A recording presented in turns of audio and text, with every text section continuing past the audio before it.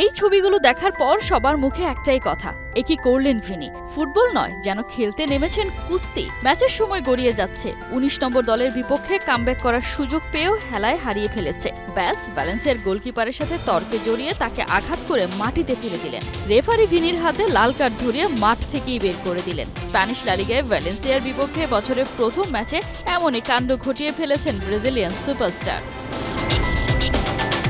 ১০ জনের সেই ম্যাচে শুরুতে পিছিয়ে পড়েও বেলিংহ্যামের পেনাল্টি মিসের পরেও শেষ ১০ মিনিটের ম্যাজিকে রিয়াল ম্যাচটা জিতে ফেলে। রিয়াল মাদ্রিদ মানেই তো স্ক্রিপ্টে লেখা থাকবে এমন সব গল্প। এ আর নতুন কি? নতুন খবর হলো, আনকোরা এক দলের বিপক্ষে কোপা দেল রেতে মাঠে নামছে রিয়াল মাদ্রিদ। শেষ ১৬ নিশ্চিতের মিশনে রিয়াল মাদ্রিদের প্রতিপক্ষ স্প্যানিশ ফুটবল লিগের সেকেন্ড ফেডারেশনের দল দেপোর্তিভো মিনেরা। ক্লাব ইতিহাসে প্রথমবার রাউন্ড অফ 32-তে কোয়ালিফাই করেছে মিনেরা। কোনো প্রতিযোগিতামূলক ম্যাচে প্রথমবার রিয়ালের বিপক্ষে খেলতে নামছে দলটা। সব প্রতিযোগিতা মিলিয়ে শেষ ৬ ম্যাচে অন্তত ৩ গোল করেছে রিয়াল মাদ্রিদ। সব প্রতিযোগিতা মিলিয়ে শেষ ১১ ম্যাচে ২ হার লস ব্লাঙ্কোদের। কোপা দেল রেতে শেষ ৫ অ্যাওয়ে ম্যাচের ৪টিতেই জিতেছে মাদ্রিদ। এদিকে নিজের লিগে শেষ ৫ ম্যাচের ১টিতে জিতেছে মিনেরা।